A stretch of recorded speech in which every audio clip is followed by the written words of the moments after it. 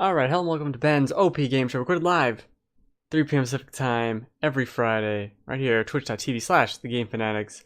On this week's show, we're going to be talking about the Star Wars Battlefront 2 Resurrection DLC, that's what they called, which added a couple single-player missions and a few heroes for the multiplayer and a map and blah, blah, blah, blah, blah. And also, I played all 3 Crash Bandicoot games, and I have thoughts about all 3 of them. Because I never been so conflicted about something I spent so much time on. At least not recently. But first, let's go into Star Wars. The topic of the week, month, hour, it's the Star Wars. So, with the Resurrection free DLC thing, which I understand there's a lot of complaints about, why didn't the game launch with this? I mean, the game launched with no Finn and no Phasma, and it seems like that's a cool thing to do 3 weeks later, but hey, here's new characters from the movie. But like, those are some characters we wanted, and it's still missing a ton of characters, heroes, that you'd want in the single player, or I'm sorry, in the multiplayer, not in the single player. The more major portion, I would say, roughly, because the multiplayer does add in 2 new maps, one for the Starfield Star Battle Assault. I don't know what the names are actually called. The main mode, there's a new map, which is the Red Salt planet you've seen in the trailers from the new movie. Played a match there. It's fine. It ends in this really cool battle in the hangar. Not to spoil anything about the movie, but it ends in there. That's a ton of fun. I think they did a great job with that. The first parts of the map, I'm not so sure, but I'd like to play some more on that. The other Starfield Assault map, didn't even realize it was in there because they do a really terrible job of telling you exactly what's going on unless you look it up. But that whole spaceship battle mode is a highlight of this game and is phenomenally fantastic. I love it even though I'm terrible. Great time. The big portion, though, are 3 single-player missions that exist as an epilogue of sorts, if you want to call it that, to the main single-player campaign, which was lauded? No. For being really short. And now you have another hour, just over an hour, maybe an hour and a half, maybe just an hour, let's say an hour, of content. And people can also make the complaint that this was held intentionally to coincide with the movie, and I would agree with that. There's really no reason for this DLC to not have been there at launch, or to have been there at all. It actually reveals, and it came out before the movie, so to say that they didn't want to do it because it had movie spoilers or whatever doesn't make any sense. It ties directly into not only The Force Awakens, but The Last Jedi, leading up to the very moment right before the beginning of The Last Jedi, in some very interesting, if contrived, ways of, oh, that's how they did this. Alright, fine. It's just a little side supplementary information that you don't need and isn't super important, but is nice to have. The missions themselves are good, are some of the best in the single-player campaign, which is another reason why it hurts the short single-player campaign that the game launched with so much. There's one mission of flying around. That's still great. I've said before, the flying around in ships is one of the best parts of the game. I've never gotten tired of it. I just love it. I think it's actually stronger in the multiplayer than it is in the single player, but we get a whole nother mission of it here. We get another half mission of it a little bit later. There's 2 primarily on foot missions, and the last mission of this campaign is the best one of all the campaign. It's kind of insane. There's stealth parts, you're flying around into a ship and dodging little things. It's a short segment, but it's really cool, and I think they do a great job with that. I just played it this morning. Really enjoyed that. Then you go, and it's the typical, like, I gotta defend this thing while something happens, right? But they give you the perfect loadout by default. Like, I got a sniper, I have heals, and I can jam weapons, and maybe I can get a minigun. Let's go. Let's take on the forces. And it's a ton of fun. This is exactly what you'd want from the single player the entire time. and it has the story beats that are a little unearned, I guess you could say, but they're there and they're fun, and it works. And it's so unfortunate that the game didn't launch with any of this, because really this is the best part of the single player, but it also reveals a few faults. Because if you play, I mean, I'll spoil the not that great single player for Star Wars Battlefront 2, where it ends, it kind of has a final mission, and then there's the 30-year skip to Force Awakens with Kylo running around. And you can just feel all the cutting room floor of that 30-year gap and what happened. That 30-year gap is so interesting, and we know so little about what the hell went on in there. And it's really a shame that no one ever talks about it. I couldn't, as a casual Star Wars fan, I have no clue. The second Death Star blows up.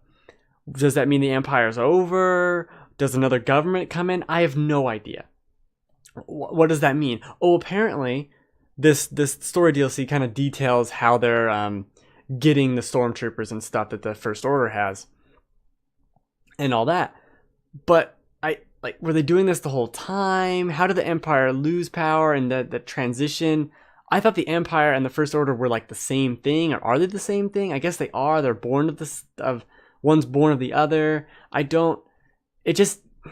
There could have been, and there should have been, and perhaps they wanted to have, some missions where you were Iden Versio in that 30-year span, doing things that would be relevant to the story. And instead, we skip 30 years, she has a daughter, and you have to care about this person because reasons, and it's like, man, if I had had some missions along the way and set this up, it could have been earned. But instead, it's fine, it's good, but it's still some of the best gameplay of the whole single player campaign is in this DLC, which is free. And it does have really, I think, fun, and regardless of how you feel about The Last Jedi, which I enjoyed, even if it has some problems, the casino. It does have some really nice tie-ins of like, oh man, I wish I had played this before the movie because it leads right up to it. I'm like, oh, that would have been this. Like, that's a cool thing to see and to understand. And I like that. And I think it's worth a play. Granted, if you have the game and you didn't sell it or whatever, there's really no excuse not to play this. It's 3 missions, full hour of some good time. The middle mission, I do think, drags. It adds a vehicle, and it's not exactly great, but it's fine. I guess that's it, That's the most disappointing thing about this whole Star Wars Battlefront DLC, is that it's just fine overall. It has some really good moments, but you can't take it away from the rest of the campaign, which was so lackluster and okay at every single level. What can you do? It's certainly can't get worse than me playing the beta over here, which is like the only footage I ever will capture of this game. Me play the beta, played the game for 25 hours, didn't record any of it, but I recorded 30 minutes of the beta like an idiot. The DLC's good. If you're a big Star Wars fan, you already know that. But I think if you didn't play it, you could definitely Redbox it and play the whole thing and now get some more story deals, which I do think are interesting for The Last Jedi. There's a lot of names to remember, man. The Last Jedi, the New Order, the First Order, no, the New Blood, the New Order, the Old Blood, the New Colossus, and the New Order. That's where I get confused. The New Order, Wolfenstein. Fuck God. These 3-word names with the at the beginning, nope, done with it. We're moving on to Crash Bandicoot, which will be the bulk of the show. It is Crash is back, and he is in 4K, I believe.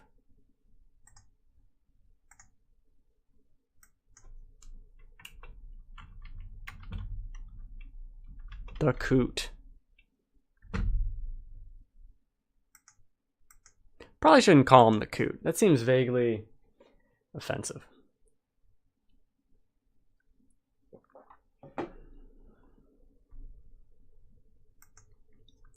Alright, let's talk about Crash Bandicoot. The N Sane Trilogy. So I have no nostalgia for Crash Bandicoot. In fact, I have the opposite of nostalgia for Crash Bandicoot, which is, for the longest time, I thought the entire game, the entire series, was, or at least the first ones, were running towards the camera. Like, that was it. Running from a boulder, always towards the camera, which is terrible. I didn't like it at the time playing the PS1 demo. I thought it was either running towards the camera or running away. I learned at some point that actually, no. There's a lot of side-scrolling platforming to be done in this game. So, as a big platforming fan, as someone who backed Ukulele and A Hat in Time on Kickstarter and got every moon in Mario Odyssey, which I almost called Mario Galaxy, I think I should, people love these games. I should go back and play them. So we're going to look at them one by one and kind of circle back to what's the best one. And by circle back, I mean, I'm going to tell you what's the best one. The best one is the first one. I've known, again, no nostalgia for any of these games. The first one has all the platforming and is insanely fun and insanely infuriating. It's so strange, though. So this is one of the hardest stages in the game. I forget what it's called, but it's like the slippery slope, the wet ascent. It's something weird like that, right? But as a big fan of Mario Maker, I love this shit. And there are a ton of levels like this in the game. And for the longest road or whatever, there was another really fun platforming intensive stage that just had you jumping over here and then bouncing off this guy, bounce off that guy, and then jump here and then time that jump. Love that stuff. And the first Crash is really the only one of the trilogy that has that in spades, just everywhere. It doesn't complicate it with, oh, you gotta crouch here, or if you do that, you gotta do the double jump. No, it's just jumping. I love the simplicity of Crash 1 in this. Just jumping. Even the stuff where you're running towards the camera or away from the camera isn't as bad as I thought it would be. So I love all that, right? But it's not all sunshine and rainbows, because Crash 1 in particular, and the entire trilogy, they kind of go out of their way to give you basically the worst camera angle that they could kind of possibly give you. The levels where you're running towards the camera and there's a ball chasing you, I never understood how I'm supposed to know 4 pixels pop up on the screen. I'm supposed to know jump and to the right. Somehow I'm supposed to figure that out. I don't know how. I couldn't do it as a kid, and now it's just stupid and very poorly done. There are also many, even the stages where you're not running towards the screen, you're running up, you're going into the screen like you do in every other goddamn game. Even those levels, still, where they place Crash and the way they do the camera, particularly in the first one, which is a very limited, it's a very static camera. It's not panning or doing anything fancy. It is on Crash. Crash is in the way. He's so far in the screen that what you need to jump on is obscured by the very jumper himself. So I don't understand why that felt right to them. It's just the worst decision. Oh, I hate those guys. Just the worst. I don't understand it at all. There's this level where the lights go out and you're like halfway across the screen. You can't see anything. You got the light. It's timed. This thing is coming into view, but it's only there for half a second. It's like, really, guys? Why is this like this? And Crash 1 and 2. But Crash 1 goes from 0 to 60 real quick. It is strolling through the forest for 10 levels, and then you get to that second island, and shit gets real. Now is when, we were not playing around. The platforming gets intense. The camera angles become infuriating and not fun. I'm going to say infuriating a lot because it is the most apt word to use about some of this game. And it's a credit to the part I really love about Crash that I even kept playing it. I think I spent an hour on the longest road. It feels like I grinded for lives on that stage. so that I could get through it, because it's just stupidly done where, oh, I gotta jump off this turtle, but I have to hit the turtle first with really poor collision, and again, with Crash being in the way, and he's so far in the screen, I can't really judge, if I'm hitting him, if I'm too close, if I'm too far, I can't judge it very well. I gotta hit him, the turtle, back up, do another running jump, bounce off the turtle onto this little piece of plywood, then bounce again off the plywood. Like, it's just, ugh. But this stuff, this side-scrolling, awesome fun time is what I'm into. This is what the whole game should have been. And the problem is, as we move on, one quick thing. The problem is, they got rid of a lot of this into Crash 3, Crash 2, and Crash 3. No, the turtles are the worst, Will. I'm sorry. Well, that's not true, actually. The worst are the boss fights. There's, I would say, 2 halfway decent boss fights in Crash 1. That is the first boss fight, which doesn't really make a lot of sense, but you can get done. And the last boss fight. And the ones in between are just about the worst bosses I've ever fought in any game ever. I don't understand it.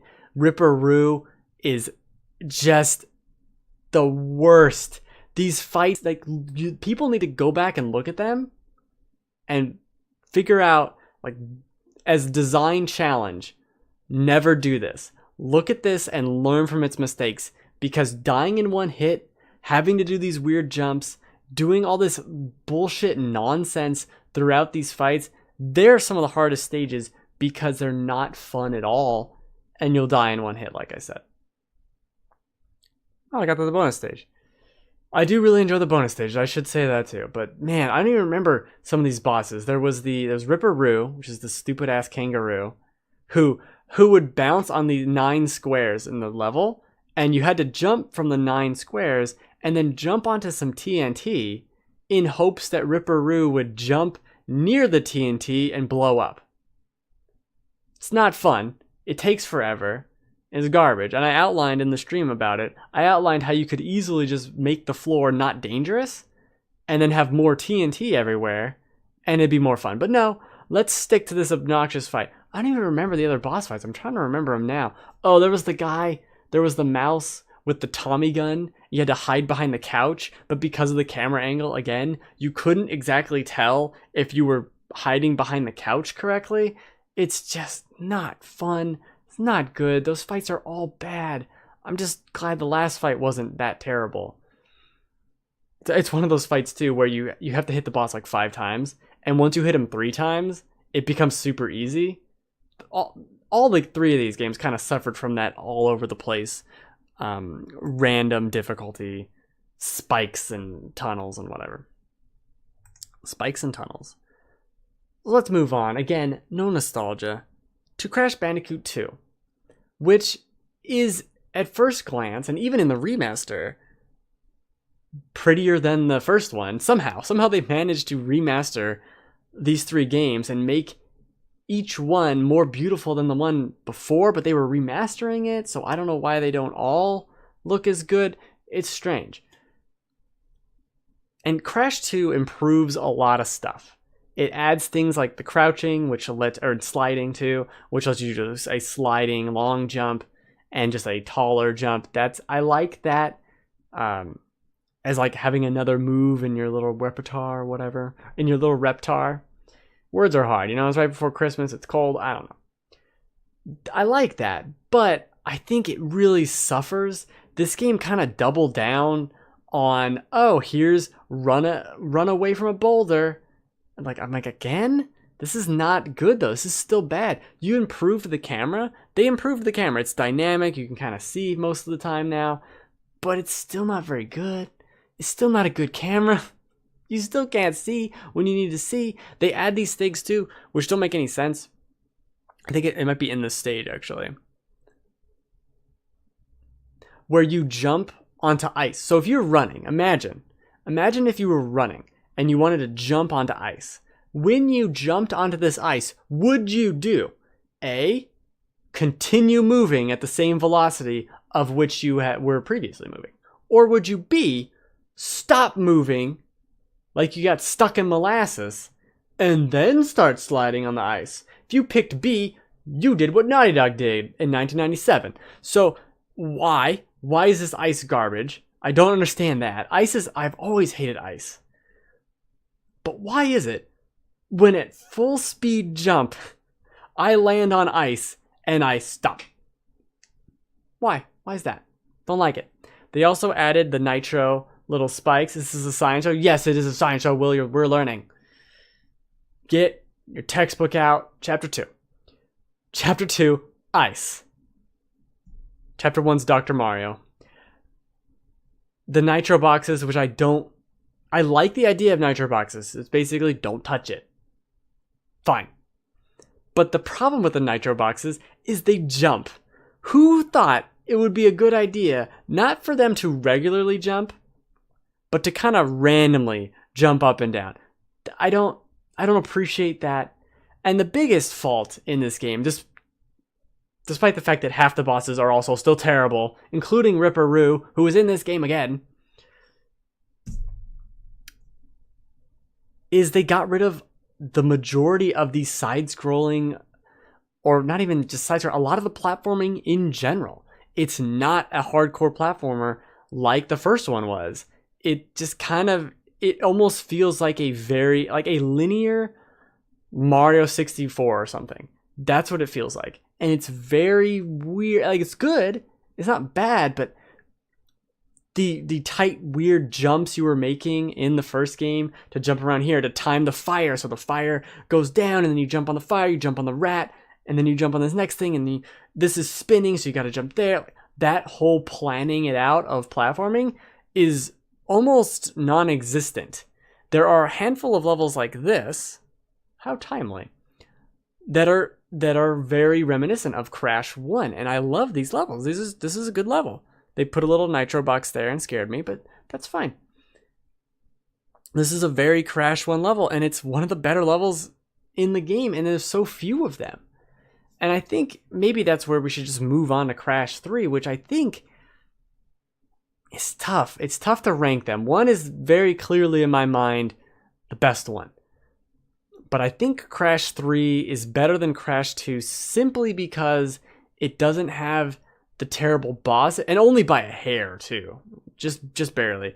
It doesn't have the terrible bosses. It doesn't have a lot of the annoying difficulty curve that the second one and the first one have. It's a very consistent experience.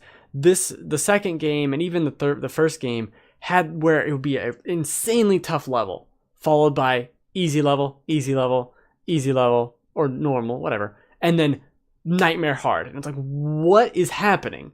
And it wasn't like it went from easy to hard and then stayed hard. It went back to easy for several levels in a row, then jumped up to hard. It's out of control. So let's move on to the third one with the scary muscle man over here. So Crash Bandicoot 3 is just a hair better than 2 because it is consistent, like I was saying, and it also introduces a lot of fun platforming elements that kind of were forgotten from the second game, or from the first game, and were not included in the second game. We got new abilities, which I think are implemented fine, but you got double jump. That's pretty cool. That's about the only really cool ability, but it is nice to have new abilities and unlock them along the way, something that hadn't happened before.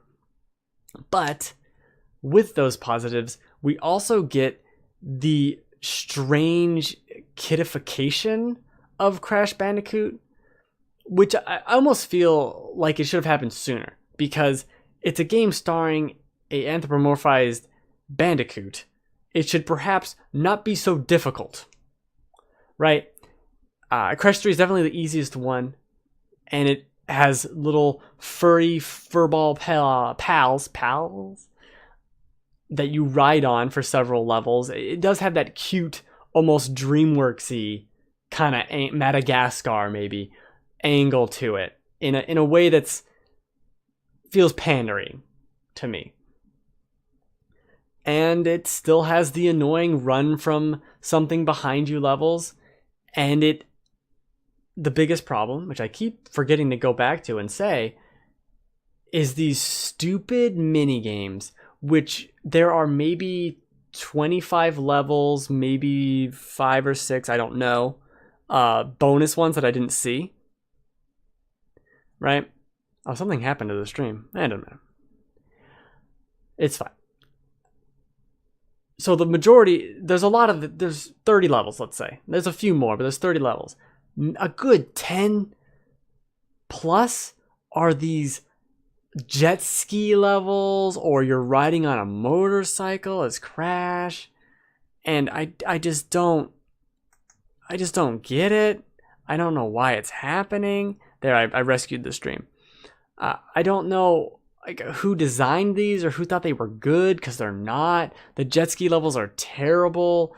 There's even and the racing ones are really bad on the motorcycle, just awful. And then there's levels, what is it, where you're in like a fighter plane. You play as Coco, Crash's sister, I don't know, someone crashes someone, and they're not terrible. I actually enjoyed those, but did I need 2 of those levels in the game? Probably not.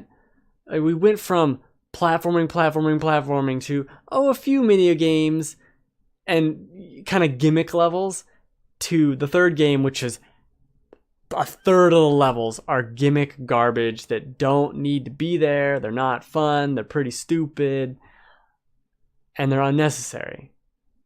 I don't get it. And I like this game. Crash 3 is really good overall. There's some really good platforming in it. Yeah, Crash 3 is definitely better than Crash 2.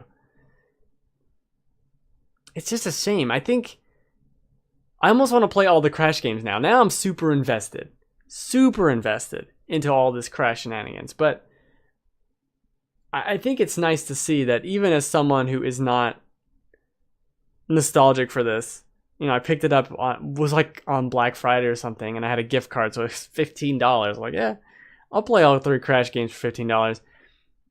And playing all 3 of them was a lot of fun overall, as much as I complained throughout the entire thing, which I did do, and which was pointed out to me. Like, oh, you suck at this. Oh, you're really whiny about this. Oh, I'm sorry. They made some really bad choices. Really, really bad choices. All 3 of these games seem to... Oh, yeah, this is a boss fight that is not that great, but isn't that bad in the grand scheme of Crash boss fights. They made a game series that almost intentionally tries to make it hard to see what you're doing. They'll do these things, and I said this on the stream, where this game feels like it should be played in 3D, like with 3D glasses on, so that you can actually see what's going on. Because you can't see it. Everything is like, is that gonna hit me? I don't know. I'm kind of far away, but am I removed? They put Crash not in this instance actually, but oftentimes so far ahead of where he should be. He's so far into the screen, and what you need to look at is right in front of you. The side is completely useless. I know the games were not widescreen, so that's fine, but nothing is ever important going on over there. If you're going forward in the screen, right, you need to focus on the very middle 1 square in front of Crash. Everything on the side is garbage. Okay? Everything below Crash, useless. Because you already came from that direction. So the only square you have to look at is a 1/9 of the screen of relevant information, because the other 1/9 of the screen that would be relevant is covered by Crash himself. And that's how you have to platform sometimes in this game. And it's so crazy to me. This game really does, all 3 of them, and it gets worse and it gets better and whatever. They go out of their way to give you the worst camera angles, to set you up into these traps where you're jumping over here to like, oh, maybe I'll go over here and see, like, oh, there's nothing over there. You jump over there, you get hit in the face with a bottle of acid, and you die instantly. And it's like, why? Why was that guy there? Why couldn't I see him? How you can't just kill me off screen or by something off screen for no reason. And it kind of revels in that. It has something over you. It knows the enemy's coming, and it is trapping you. It is tricking you, and it intentionally does that with its camera angle just to fuck with you. And I don't like that. I don't appreciate it. I don't buy that that's good or that it was ever good. They knew at that time that it was not good. There's no way you couldn't play some of these boss fights in 1996 and go, that was terrible. That was a terrible fight. We need to actually make it achievable. It's a mascot platformer. Okay? We're going against Mario 64 and Banjo-Kazooie. Maybe we should not make it suck so horribly. Because that's what's the most... Hey, I got a trophy. The most infuriating thing about this whole trilogy is that half of all of these games is fantastic and is totally worth the hype, save the Bandicoot, and whatever, and the nostalgia. Fine. Totally worth it. And I see that even as someone who hated on these games for no reason for years and is only ever playing them now. I can see it. I can see it. But the other half of these games, just terrible. Just full of bad choices and decisions. And it's like, not only has it not aged well, I don't think it was ever that great. And the only reason it has that nostalgia is because the first half, the other half that I liked, is so good. And it is really good. But you have to look at this game and go, 10 years later, they made The Last of Us. Okay? They made this game, and then 10 years later, made The Last of Us. It doesn't make sense. Something doesn't add up. And I think what it is they fired all the people who were like, yeah, let's put a jet ski level in it. No. You're fired. Go away. Don't put a shitty jet ski level in the game. Oh, let's have Crash. What if he rode a motorcycle? No. What if he just platformed? Or conversely, let's do the motorcycle, but let's make it control well and be fun. No? Okay. All right. That's what it seems like. It seems like a bunch of different people were making a bunch of different levels, and at the end of the day, they grouped it all together and said, here's the game. And there was no oversight committee to be like, oh, let's make sure there's a gradual difficulty curve, or let's make sure this jet ski level is fun or controls well. Like, no one was looking into it. And no one should be surprised. This sentence got really jumbled. No one should be surprised that there is a very, very terrible jet ski portion in Uncharted 1 after the very terrible jet ski portions in Crash 2 and 3. We had it. We had the evidence. It was all there. All of it. Okay? We all knew. That's a far jump. All right. That will be the show. This is the last show of 2017, the year of our Lord or whatever. It's going to take the next week off, and then I think it's going to be coming back with all... Oh no, it might not be Game of the Year stuff, but there is going to be like a ton of Game of the Year. I'm planning on doing a full hour on just runners up because the year was so good. We got to talk about all the great games of the year, and I think by February, new exciting things will be happening. But a little bit of a short show before we all go on to vacation. Enjoy the coot. Crash is back. I don't know if he should be, but I'm glad to have enjoyed his company. And playing as Coco was fun. She's got a laptop. That's a fun little sexism thing. So when Crash gets a crystal, he's allowed to pull it out of his esophagus, out of his butt crack. He can do whatever he wants. Coco has to materialize. She's very classy. Oh, she materializes the crystal out of the laptop. Or it's been hiding on her back like a weird backpack. She can't pull anything out of anywhere. She's a classy lady. I think that's sexist. I think we need to get PETA on the phone. That's who we need to call, right? That's who we'll... Because they're animals. That's who we call in this instance, right? Right? No? Call someone. Someone needs to be called.